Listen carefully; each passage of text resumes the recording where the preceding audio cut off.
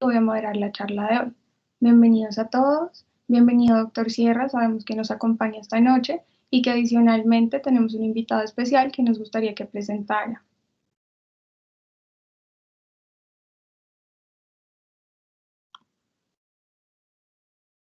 Doctor Sierra, no sé si... Sí, buenas noches a todos. ¿Cómo están, muchachos? Me alegro de saludarlos. Estoy viendo aquí que están conectados más o menos 86 personas. Bueno, es un aforo interesante y un aforo importante. Nada, bien, felicitarlos por la continuación en este bloque de trauma, que ha sido bastante nutrido de temas, de interesantes puntos de discusión y de muchas cosas para aprender, ¿no? En este caso, trauma vascular. Es un tema interesante porque obviamente pues en este punto y el abordaje de esto digamos que es bastante amplio, pero obviamente supongo que, y lo veremos en la charla, digamos que la idea es tener algunos tips, algunos aspectos muy claros de lo que debemos pensar y cuándo debemos pensar, cuándo debemos tomar y qué decisiones debemos tomar en pacientes con sospecha de trauma vascular. Hoy, para esta reunión, invitamos al doctor Sebastián Gómez, que no sé si ya se conectó. ¿Me confirman eso? Sí, ¿qué hubo, Diego? Estoy acá. Bueno, perfecto. El doctor Sebastián Gómez es cirujano general de la Universidad de La Sabana. En este momento es fellow de cirugía vascular periférica de la Universidad del Rosario. Una estrecha relación, somos muy amigos desde hace unos años y un cirujano con unas capacidades enormes. De hecho, nos ha tocado operar algunos casos juntos y de hecho alguna vez operamos un trauma vascular, una arteria poplitea lesionada, que es una lesión bien compleja, y el doctor Gómez, con amplia experiencia, pues supimos y salió adelante el paciente. Entonces, doctor Gómez, bienvenido. Y pues nada, si nos quiere decir algunas palabras antes de empezar. Claro que sí, doctor Diego Sierra, muchas gracias por sus palabras. Muchas gracias por invitarme.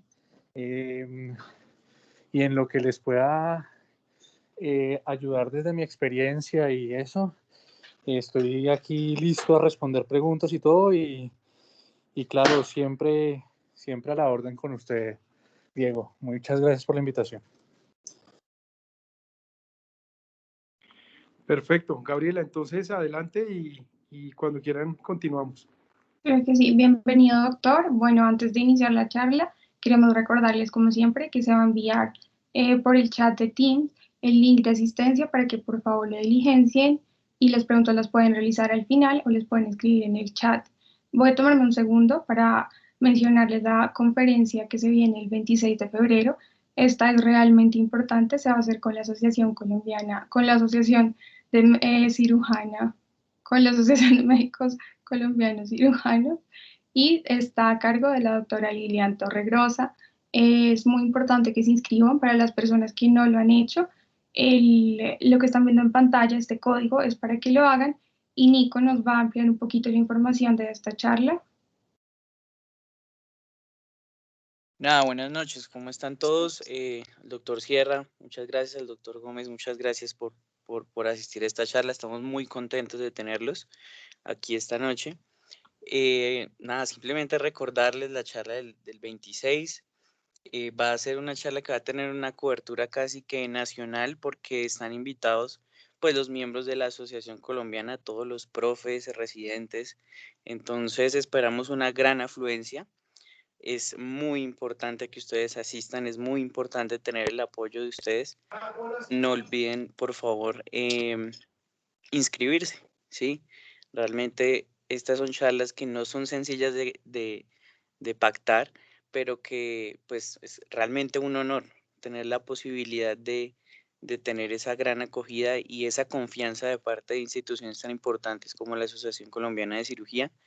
Y nada, bueno, espero que estén muy pendientes y nos vemos a lo largo de la charla. Bueno, y sin más preámbulos, entonces vamos a dar inicio al tema de hoy, que es trauma vascular. Este tema está a cargo de 3 estudiantes de 11 semestre de la Universidad de La Sabana. Ellos son José Gabriel Rosso, Carolina Gutiérrez y David Segura. El tiempo es de ustedes.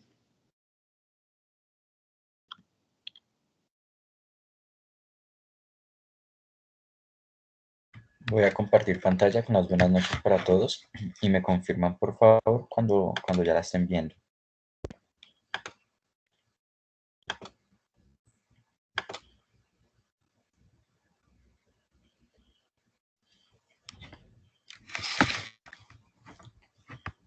Entonces estoy pendiente y me confirman por favor.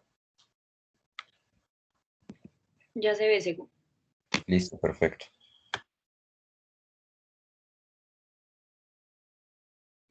Listo, entonces buenas noches. Para iniciar con el tema de trauma vascular, tenemos aquí la tabla de contenido que vamos a abordar desde la epidemiología hasta las conclusiones.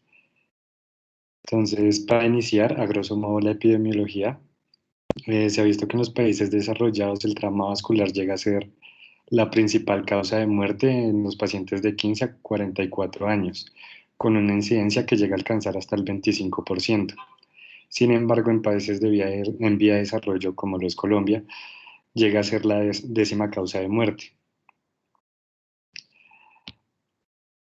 Ahora bien, si hablamos en cuanto a la distribución anatómica que llegan a representar estos traumas vasculares, se describe que en la gran mayoría llegan a representar o estar afectadas las extremidades, donde su principal arteria afectada es la femoral superficial, y sin embargo también podemos tener traumas vasculares a nivel cervical, torácico y abdominal, y estos van a ser inclusive más mortales. Se describe que la mayoría de traumas vasculares van a ser de tipo penetrante, y cerrado llega a ser, en caso de militares, un 1%, en caso de civiles puede alcanzar de un 15 a 20%. Entonces, bien, ¿cómo son los mecanismos de las lesiones vasculares? Existen 3 mecanismos descritos. El primero de ellos es el trauma penetrante, que es prácticamente el que se da por armas de fuego, por arma blanca, por vidrios, metales o inclusive por huesos, más que todo es en las extremidades, que van a producir el desgarro como tal de la estructura vascular. Hay que tener en cuenta que si este trauma penetrante es por arma de fuego, hay que mirar si fue de alta velocidad o de baja velocidad, porque si es de alta velocidad, se va a producir trombosis en sitios distantes al lugar de impacto, pues adicional al daño vascular que ya hay. El segundo, que es el trauma cerrado, es cuando el vaso es comprimido contra una estructura ósea y pues ahí se produce el daño vascular, o el iatrogénico, que es el que se produce por procedimientos como por ejemplo una arteriografía, una estabulación de alguna vía central o inclusive la cirugía laparoscópica. También se describen diferentes tipos de lesiones vasculares que se pueden agrupar en 2 grupos. Pues el primero de ellos son las lesiones vasculares que se producen en el trauma penetrante, donde el primero que vemos es la laceración, que es prácticamente un desgarro o una ruptura parcial de un vaso. El segundo sería la transección, que sería una pérdida completa de la continuidad del vaso. Otro es la perforación, donde pues hay una lesión puntiforme por perdigones. El cuarto sería una fístula arteriovenosa, que es cuando se comunica una arteria y una vena que están muy cercanas y pues al momento de la ablación no se hace una corrección de tal daño, entonces pues se empieza a producir la comunicación de la fístula como tal. O los aneurismas falsos, que es prácticamente la creación de un aneurisma y se llama falso porque no tiene las estructuras anatómicas de un verdadero aneurisma. En cuanto al trauma cerrado, los tipos de lesiones vasculares, como a grosso modo, en forma general, que se producen es uno, el espasmo segmentario, que es una vasoconstricción que se produce en los vasos, que puede ser reversible y por lo regular se produce más que todo en traumas menores. Y el otro que se describe es una lesión de la íntima. Recordemos que la íntima es una de las 3 capas de los vasos, la más interna. Entonces, si miramos macroscópicamente los vasos, pues los vamos a ver íntegros. Sin embargo, se describe que, digamos, cuando tienen una lesión de la íntima, puede tener un color azulado donde está el sitio de la lesión.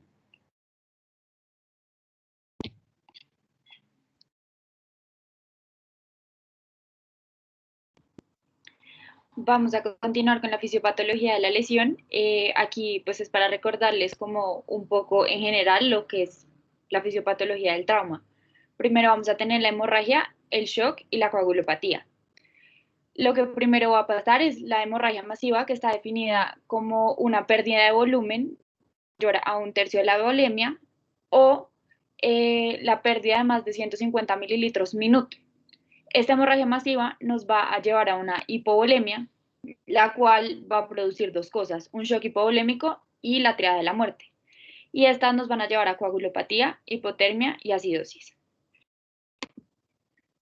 Después vamos a tener la respuesta inflamatoria sistémica. Por esta misma hemorragia masiva vamos a tener una lesión focal de los tejidos. Recordar que la sangre es una sustancia muy irritante. Vamos a tener la irrupción de la integridad celular, que van a generar la liberación de mediadores proinflamatorios, como lo son la interleucina 1, la interleucina 6 y el factor de necrosis tumoral alfa, que finalmente pues, nos va a conllevar a un CIRS. Y esta misma respuesta inflamatoria sistémica nos puede generar un síndrome de disfunción multiorgánica o hasta la muerte del paciente. Vamos a tener unas manifestaciones clínicas divididas en dos, que van a ser unos signos blandos y unos signos duros.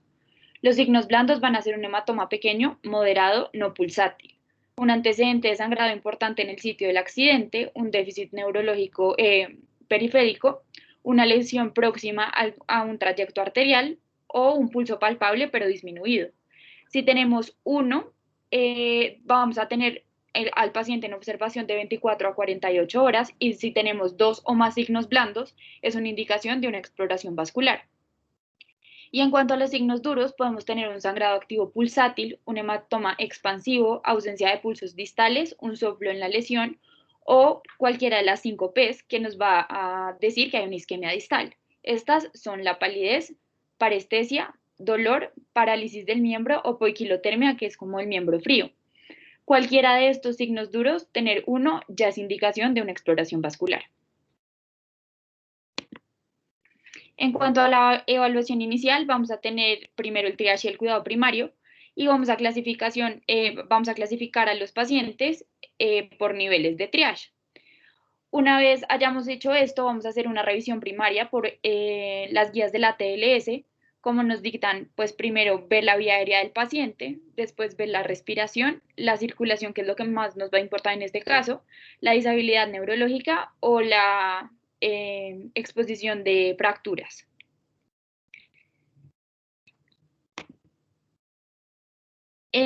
Como les decía, aquí vamos a buscar en la C, vamos a buscar hemorragias, y si es posible, pues vamos a hacer compresión de ellas o intentar como pararlas en un primer momento.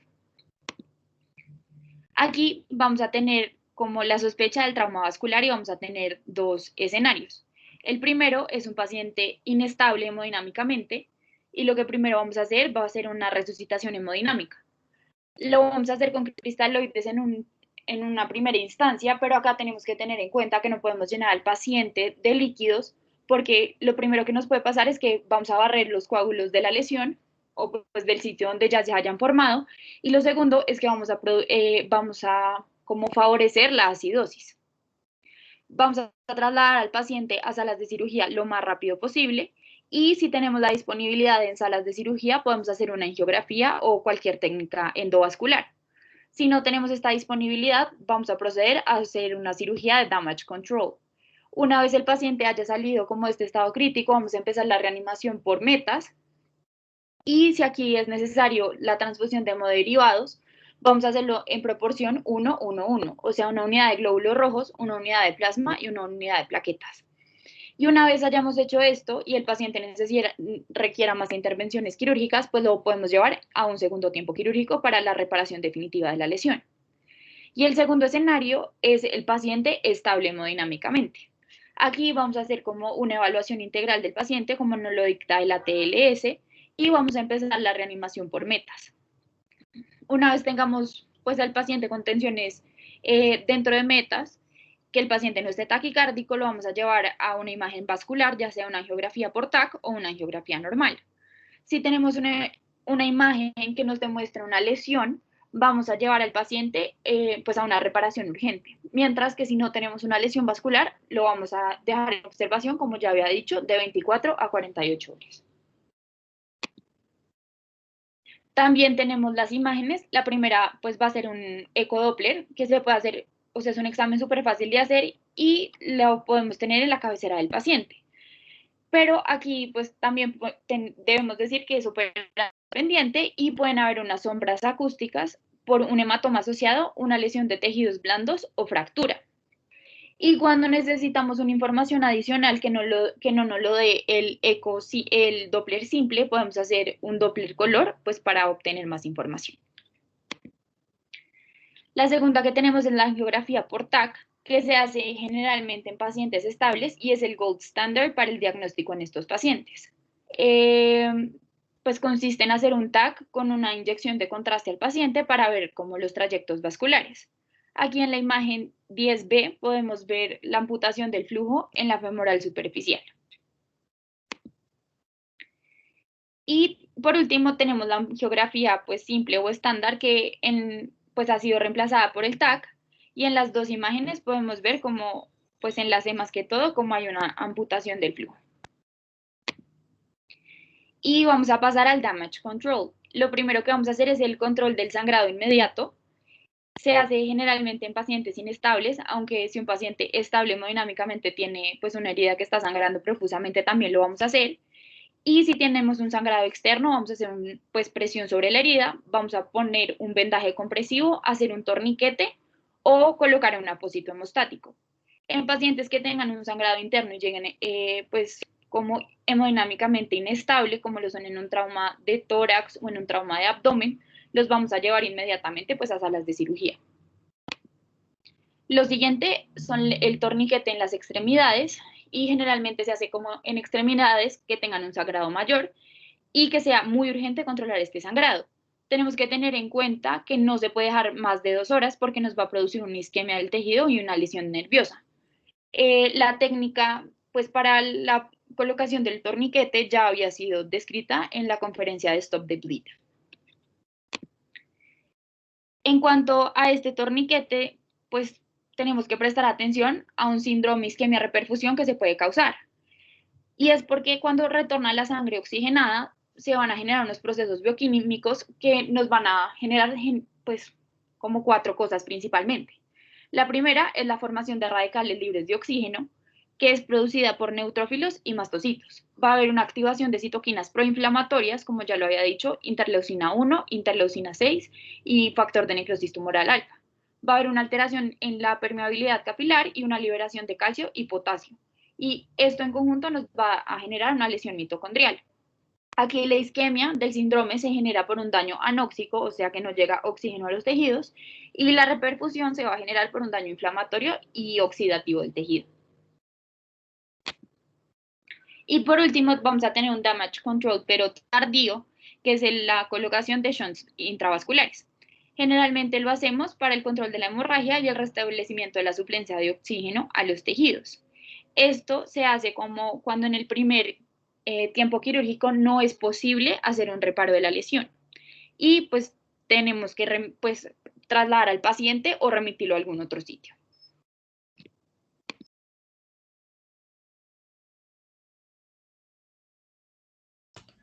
Bien. Sí, ¿seguías tú, Caro? ¿Te silenciaste o...? No sé, dale, ya terminé. Listo, perfecto. Entonces, a continuación les voy a exponer todas las intervenciones o las posibles opciones quirúrgicas que nosotros tenemos. Entonces voy a empezar a ver si me deja pasar acá la diapositiva. Ustedes me confirman si ya pasó la diapositiva.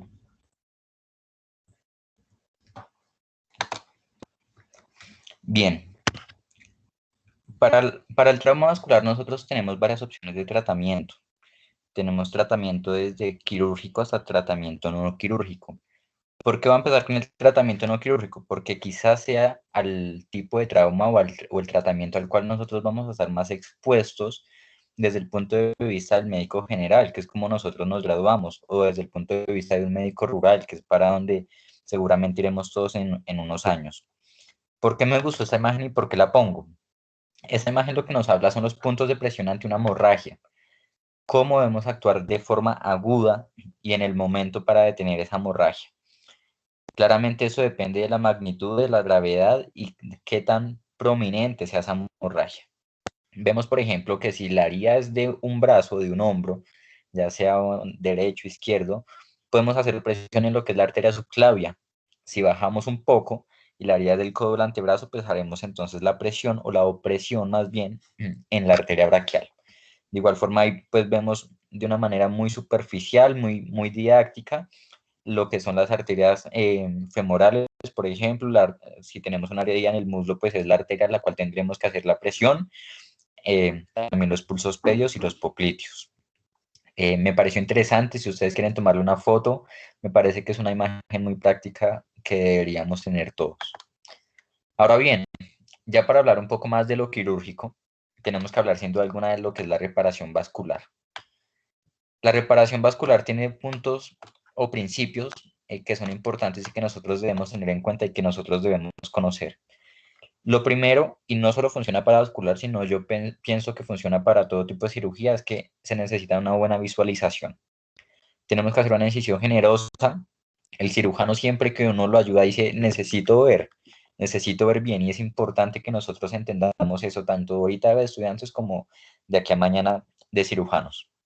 Tenemos que hacer claramente un buen control vascular y proximal para pues no afectar los órganos adyacentes o las estructuras vasculares adyacentes que nos podemos encontrar en medio de nuestra reparación vascular. Podemos utilizar dos o se utilizan dos opciones con mucha frecuencia. La primera es una vena autóloga, que es el gold estándar, que se pone de forma invertida. La que más se usa, o la más común, es la vena safena interna, que idealmente se tiene que utilizar de la pierna contralateral, es decir, si tengo el trauma vascular en la pierna izquierda, pues utilizaré la vena safena interna de la pierna derecha. También tenemos unos materiales sintéticos, traje tal vez uno de los que más se usa, que es el PTFE, cuyo nombre traduce o significa más bien el politetrafluoretileno. Es un polímero similar al polietileno que nosotros podemos utilizar con bastante frecuencia en lo que es esta reparación vascular. ¿Por qué puse entre paréntesis eso? Porque si nosotros tenemos un campo contaminado, ahí se nos puede complicar un poco la situación porque no es recomendado claramente hacer protésico en una cirugía contaminada por el riesgo, claro, que hay de una infección protésica. ¿Cuál es uno de los objetivos principales? Pues reparar el flujo lo más rápido posible, que es lo que nosotros debemos siempre tener entre vista y vista. ¿Cómo podemos hacer eso? Mediante los shunts. Entonces, acá les traje una imagen de uno donde se ve muy bonito ahí señalado con la flecha amarilla. ¿Qué consiste o en qué consiste el shunt? No es nada más que un puente. Es un puente transitorio, generalmente un tubo siliconado. Importante mencionar de esto que es una habilidad y la técnica debería ser conocida por nosotros, por los cirujanos que trabajan en las zonas rurales. ¿Y por qué se utiliza esto? ¿Para qué se utiliza esto? Finalmente, si estamos en una zona rural, podemos ayudar y ganar tiempo para permitir el traslado a un centro claramente de mayor complejidad donde se pueda realizar pues la intervención necesaria para el paciente, pero mientras tanto mantener esa viabilidad de la extremidad y claramente de la parte vascular del paciente. Entonces, las lesiones vasculares pueden tratarse mediante reparaciones simples, lo estábamos diciendo, mediante reparaciones complejas o incluso mediante unas reparaciones que son aún más avanzadas. Nosotros tenemos tres tipos de lesión en esa imagen. Tenemos una lesión menor, tenemos una lesión mayor y tenemos una lesión compleja.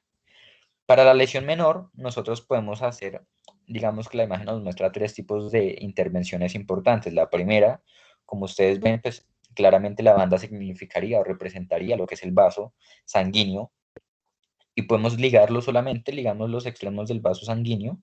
Podemos hacer una sutura directa o una sutura transversa, algunos también le llaman en alguna bibliografía, o podemos hacer una sutura longitudinal, en el cual podríamos utilizar, por ejemplo, que eso lo conoceríamos como una angioplastia con parche, que generalmente puede ser un parche sintético o un parche, como ya lo veníamos diciendo, de algún otro vaso. Para las lesiones mayores, como ustedes ven allí, que en algunos libros y alguna bibliografía la describe como esta lesión mayor a 2 centímetros, nosotros podríamos utilizar o requerir más bien injertos de interposición con las venas autólogas, como ya dijimos que era el gol estándar, o podemos utilizar también material sintético como lo vemos, por ejemplo, en la última foto de esa parte B, que ya habíamos dicho más o menos sus materiales. Y para las lesiones complejas, donde nosotros tenemos una gran pérdida de tejido blando, donde nosotros vemos difícil la reparación vascular, pues nosotros claramente ahí ya tendríamos que riesgo-beneficio y tenemos una opción adicional que es un bypass extraanatómico. El bypass extraanatómico que lo representa muy bien pues esa gráfica. Claramente, nosotros debemos tener en cuenta para hacer todas estas intervenciones ciertas cosas que las voy a mencionar a continuación. Entonces, antes de ir muy directo a eso, también tengo que tocar el tema de la fasciotomía. La fasciotomía, como todos conocemos, o algunos conocemos, puede prevenir el síndrome compartimental o finalmente es su objetivo. ¿Qué es el síndrome compartimental? Entonces, es el resultado de una lesión que se da por un fenómeno de isquemia-reperfusión que causa edema y que oprime en un grupo muscular y que finalmente esto oprime y daña, pues, tanto al nervio como a los vasos sanguíneos que pueden ir en este grupo muscular y finalmente le quita la funcionalidad. Entonces, si nosotros hablamos muy rápidamente de lo que es el síndrome compartimental, lo que nosotros vemos es un aumento de presión, lo cual disminuye la presión capilar, se forma tanto una isquemia, tanto muscular como una isquemia nerviosa, y finalmente esto nos puede llevar a algo reversible o irreversible, lo irreversible conocido como el síndrome de Wolfman, y lo reversible, ¿eso cómo lo podemos medir? Mucha bibliografía nos lo dice que por tiempo. Si vamos en una intervención más de 6 horas, el paciente lleva con estos síntomas más de 6 horas, pues hay que hacer una fasciotomía porque podemos estar ante la presencia de un síndrome compartimental. El síndrome compartimental generalmente, o se caracteriza más bien, por lo que ya habíamos mencionado las 5 Ps. No dejemos, y tal vez ese uno de los mensajes más importantes de la conferencia, no dejemos que, o no identifiquemos el paciente cuando ya esté en parálisis o cuando ya esté en ausencia de pulso. ¿Por qué? Porque estos ya son signos tardíos del síndrome compartimental. Entonces ahí se nos disminuye mucho la ventana o se nos acaba la ventana terapéutica. ¿Cuál es lo ideal? El principal el primer síntoma que nosotros podemos desarrollar en el síndrome compartimental es la parestesia seguida del dolor. Y es importante identificar al paciente cuando están esos síntomas porque es ahí el momento en el que nosotros podemos realmente actuar sobre la calidad de vida del paciente y ayudarlo claramente. Ahora, para hablar del tratamiento endovascular, la terapia endovascular ha tomado mucha fuerza. Los doctores no me dejarán mentir con esa afirmación. Se usa ahora más a menudo. ¿Por qué? ¿Qué se ha demostrado? Ahí lo vemos con subrayado verde. Reducen el tiempo operatorio. Hay una menor pérdida sanguínea claramente porque hay una menor exposición, hay un menor maltrato de los órganos adyacentes, de los tejidos adyacentes al vaso que queremos reparar o que queremos tratar. Y evita algo importante que es la iatrogenia. Iatrogenia de órganos como el uréter, iatrogenia de órganos como la vejiga, dependiendo de dónde estemos y a dónde queremos entrar, pues puede producir iatrogenia. Una desventaja claramente es que es costoso, no son intervenciones económicas, no están al alcance de todo el mundo.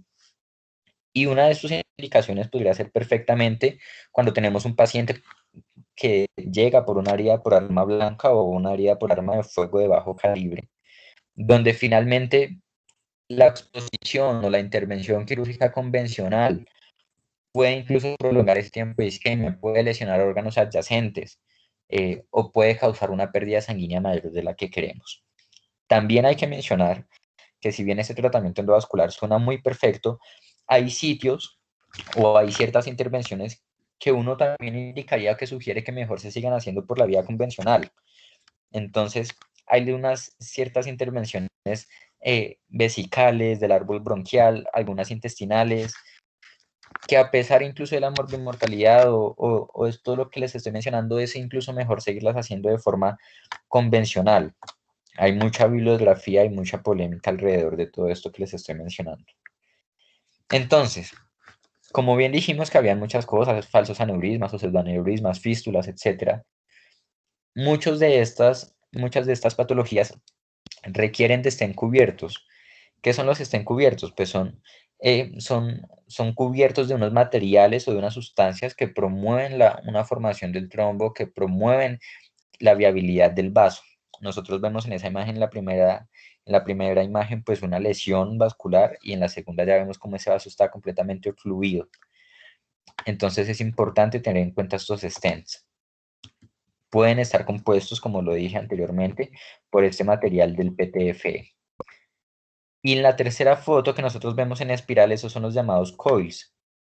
Entonces, ¿estos coils para qué suelen usarse?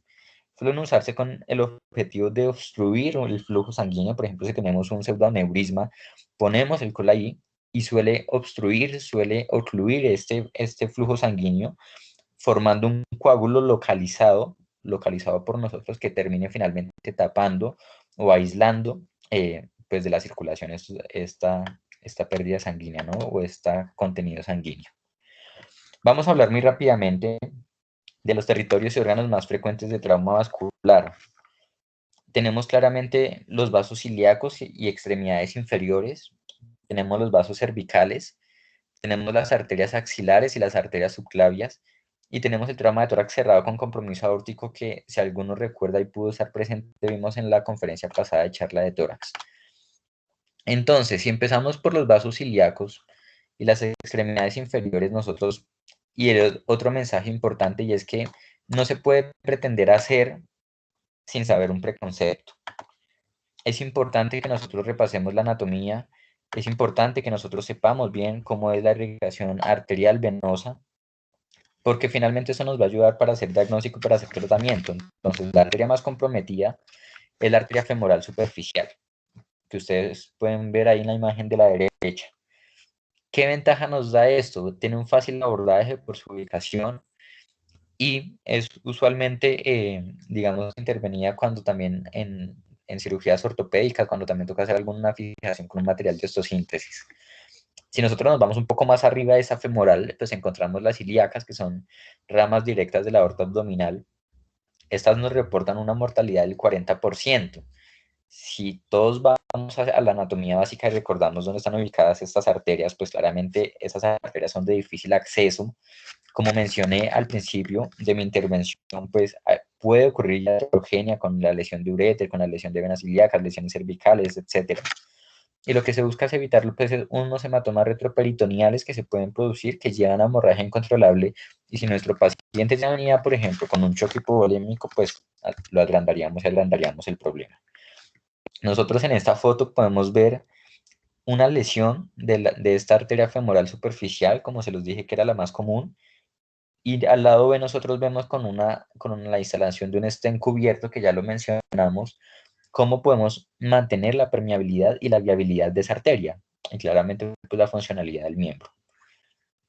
Para hablar algo de los vasos cervicales, pues las lesiones en carótida o las lesiones en las arterias vertebrales, o también como tal en la parte ósea, pues tienen un alto riesgo tanto de morbimortalidad física, como mortalidad física, como morbimortalidad neurológica. Si nosotros vamos directamente a las estadísticas, nos damos cuenta que estos traumas cerrados en estas arterias presenta hasta un 40% de mortalidad, y presenta hasta un 40-80%, eso depende de dónde lo leamos, de morbimortalidad asociada a accidentes vasculares o neurovasculares. En esto es importante también la parte de anticoagulación, si no hay contraindicación claramente para ello. Mencionar que el trauma penetrante en el cuello nosotros lo tenemos definido como el trauma que toca o que tiene contacto con el músculo platysma, que atraviesa el músculo platysma.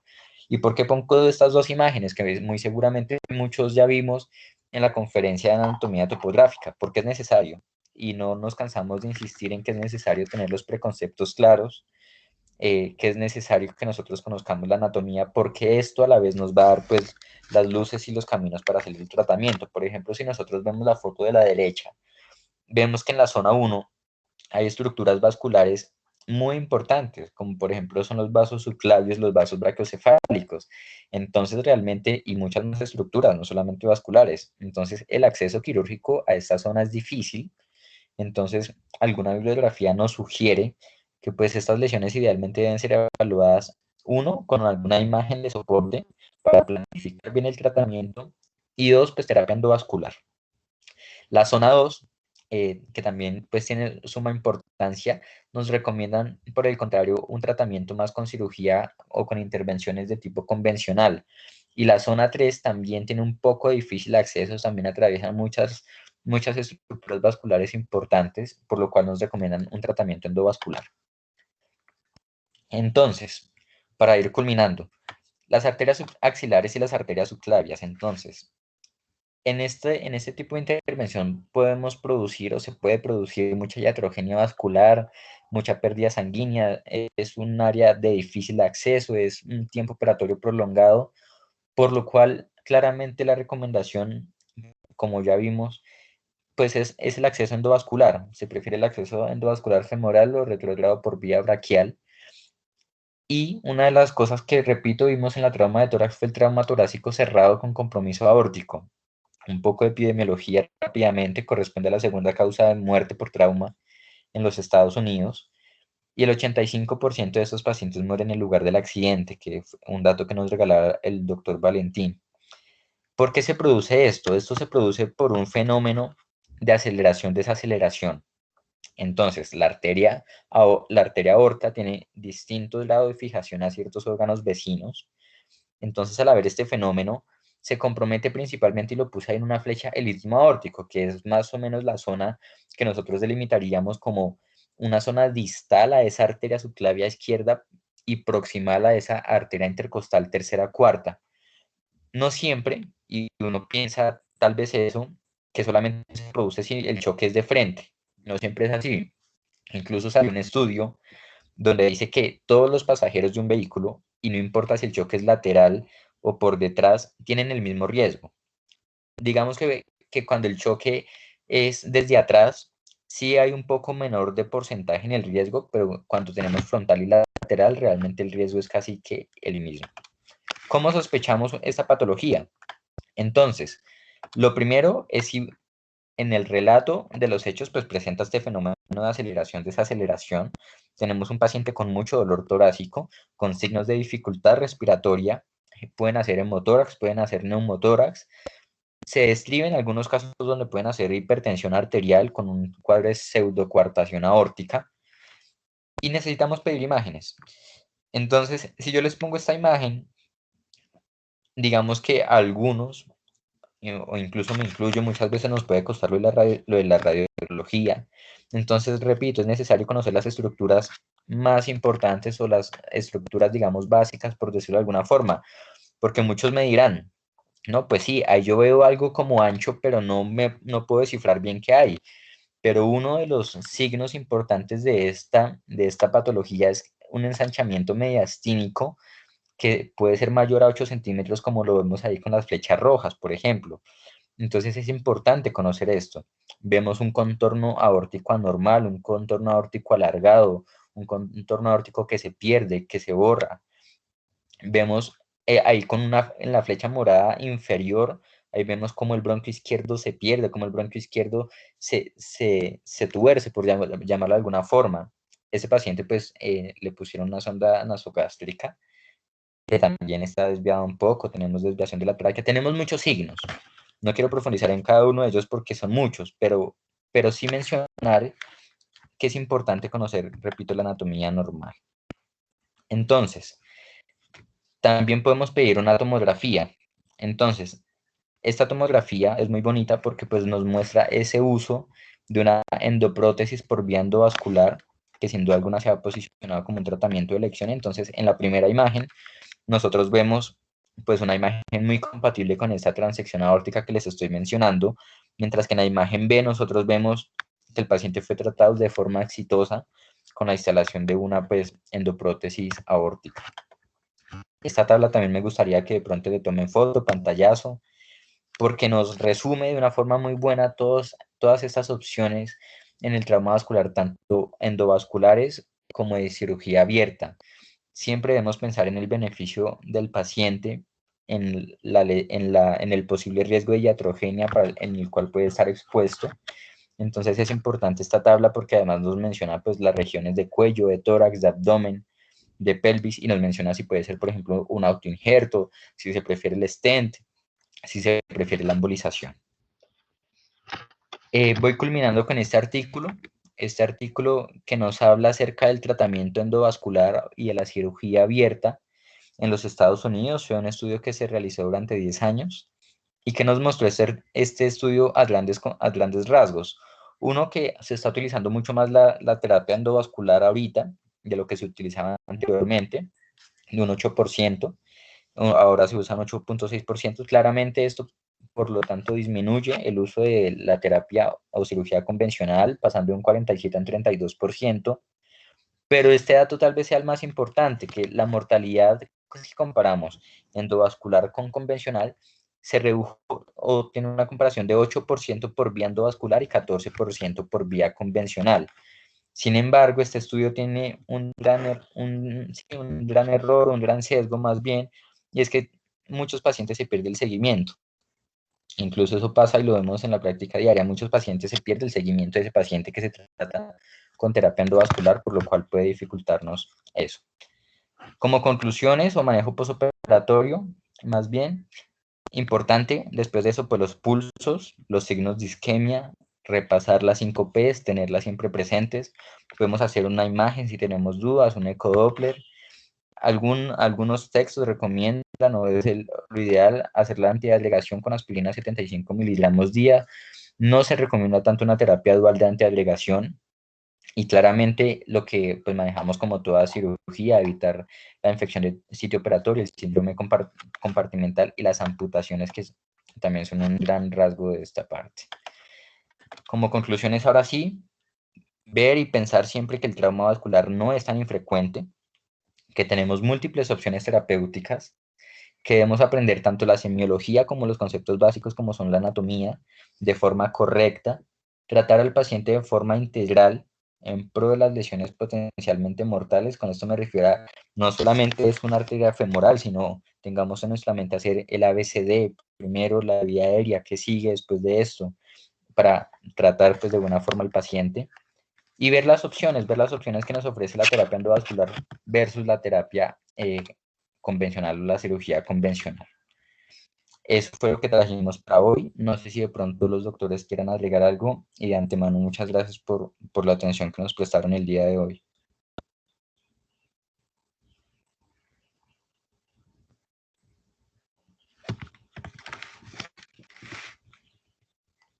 Muchas gracias, Ego.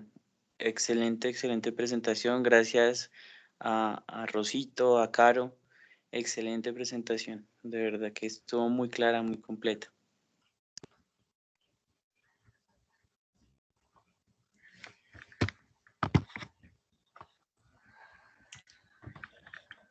No sé si de pronto el profe Sierra o el profe Gómez quieran argumentar algo, o algunos si tienen una opinión, una pregunta, claramente válida.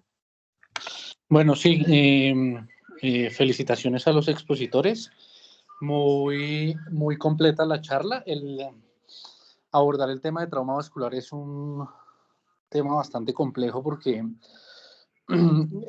diferente a otros temas de la cirugía, como por ejemplo apendicitis, que es algo muy específico, u otros temas, el trauma vascular tiene muchos matices. Porque su identificación, su manejo inicial y su manejo definitivo varía dependiendo del tipo de trauma, de la localización del trauma, de si estamos hablando de un trauma venoso o un trauma arterial, de si el paciente está estable o inestable, de si podemos hacer una terapia endovascular o no, de la edad del paciente, de la experiencia del cirujano, en manos de quién está el trauma vascular.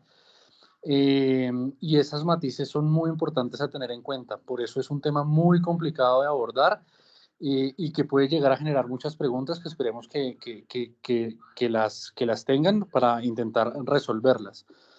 Felicitaciones a los expositores, muy claro todo. No sé si Diego quiera comentar algo más. Sí, perfecto. Sí, bueno, primero sí, felicitarlos. Creo que muy buena presentación, se abordó de una forma amplia y con, digamos, de forma panorámica el trauma vascular, muy interesante. Hay algunos aspectos que me parece que pues, que estuve viendo alrededor de toda la presentación. Lo primero es en cuanto a la epidemiología, básicamente, y según lo que dijo Rosso, yo creo que ahí invirtió la imagen. El problema es evidente que donde más trauma es en los países en vía de desarrollo, y eso es importante, ¿de acuerdo? Es que ahí pareció que en Estados Unidos es la primera causa de muerte y aquí en Colombia es la 10ª. Al contrario, aquí es donde nuestra población, de hecho, vivimos una guerra que aún seguimos viviendo. El trauma ha disminuido, es cierto, pero sigue siendo una de las primeras causas de muerte en nuestro país, con lo cual hay que tenerlo en cuenta, ¿de acuerdo? ¿Listo? Importante eso.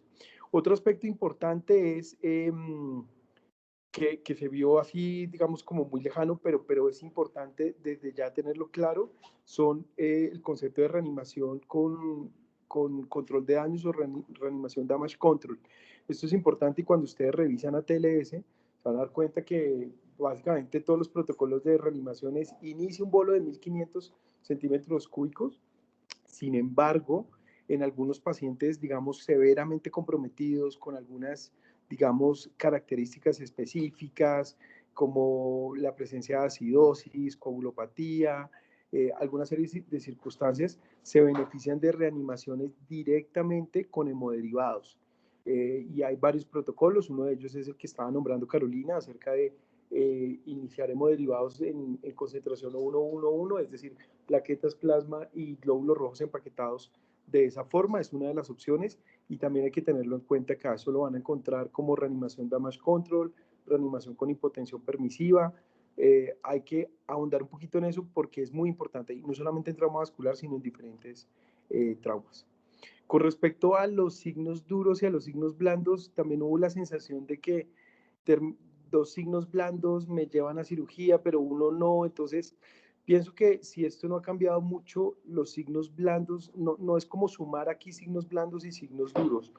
No es como uno duro y dos blandos, entonces no. Aquí el punto es, tener signos blandos me da la oportunidad de hacer un estudio de imagen y de evaluar realmente si estamos ante un trauma vascular. Un signo duro es probablemente, digamos, inequívoco prácticamente de trauma vascular y eso significa o es sinónimo de llevar al paciente a una exploración vascular, que ya sea endovascular o de forma abierta, eso ya, digamos, cae en otra discusión, pero prácticamente signos duros nos llevan a exploración y signos blandos nos llevan a un estudio, ¿de acuerdo?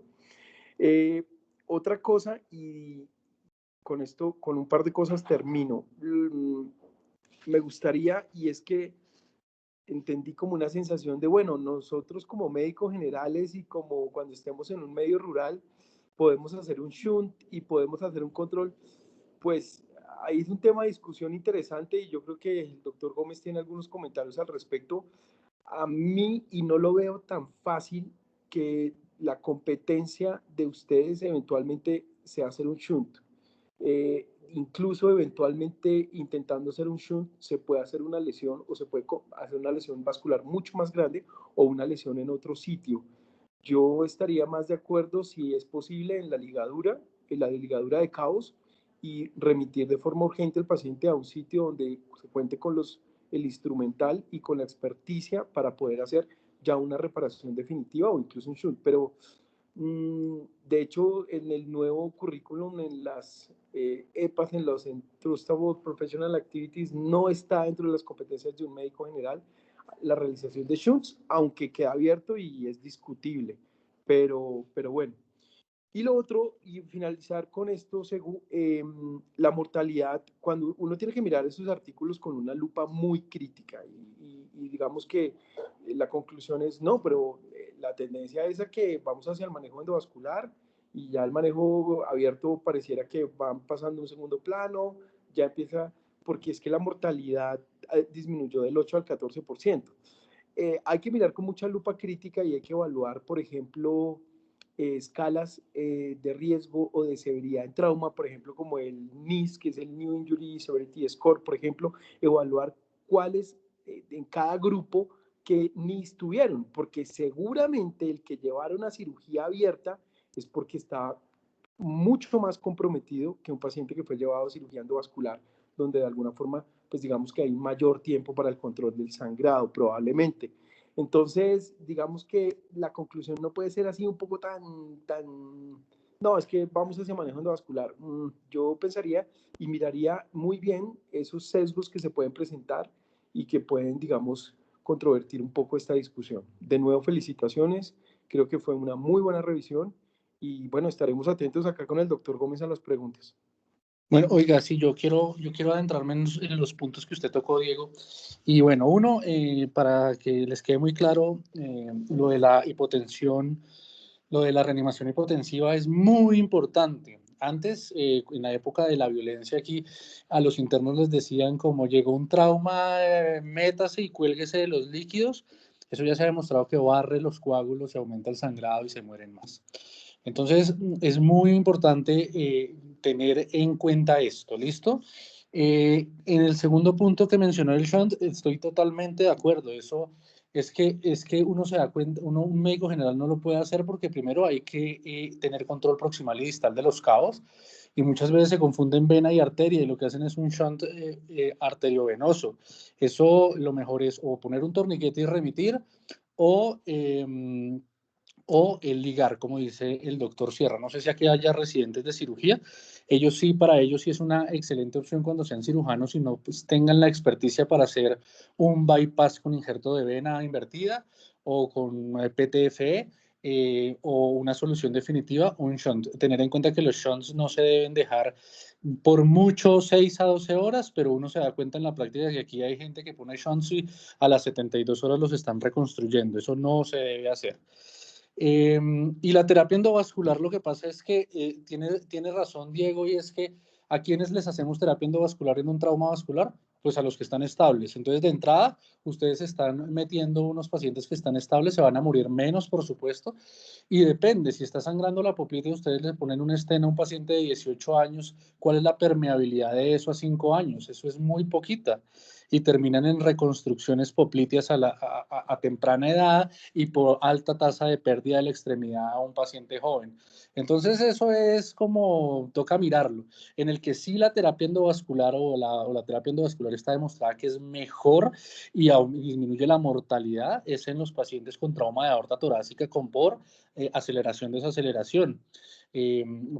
Claro, eso necesita de experticia, necesita de evaluar tomográficamente que no esté comprometida los vasos del callado aórtico, pero ahí sí está demostrado que mejora, pero son pacientes muy, muy seleccionados.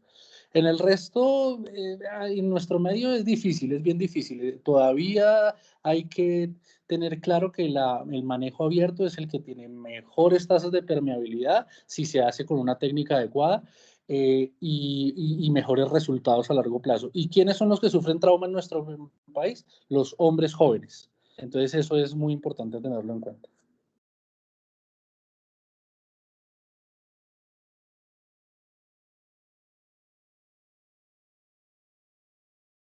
Listo, doctores, agradecerles sus comentarios, sus aclaraciones.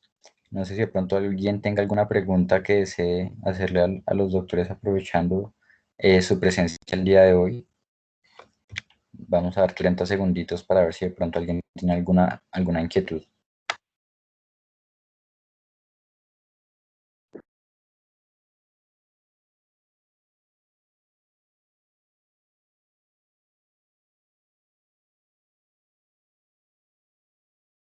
Parece que está todo claro, no veo preguntas en el chat. Sí, de agradecerles a todos la asistencia, al doctor Gómez, al doctor Sierra también su presencia el día de hoy. Para nosotros es muy gratificante contar con invitados así también. Es muy bueno el ejercicio académico, aprendemos todos y es muy valioso para nosotros, así que agradecemos también la presencia de ustedes el día de hoy. Recordar entonces que nos veríamos el viernes 26 a las 7 de la noche con la conferencia ¿Qué significa ser cirujano? Con la doctora Liliana Torregrosa. Cualquier Oiga, duda saben que nos pueden escribir por los grupos. yo Sí, quiero yo quiero invitarlos a los que todavía están conectados al grupo de interés de cirugía vascular de la Fundación Cardioinfantil. Hacen parte algunos residentes de cirugía de la Universidad de La Sabana y está abierta sobre todo para todas las universidades, pero principalmente para estudiantes de la Universidad del Rosario y de la Universidad de La Sabana, para los que les interese adentrarse en el mundo de la cirugía vascular, aneurismas, terapia endovascular, trauma vascular. Bienvenidos, estamos en redes y por ahí pueden escribir para conectarse con los organizadores de esto y hacer charlas en común también lo podemos hacer. ¿Listo? Listo, claro que sí, doctor. Súper recibida la invitación. Y ya con eso terminaríamos el día de hoy. Muchas gracias a todos por la asistencia y buenas noches para todos.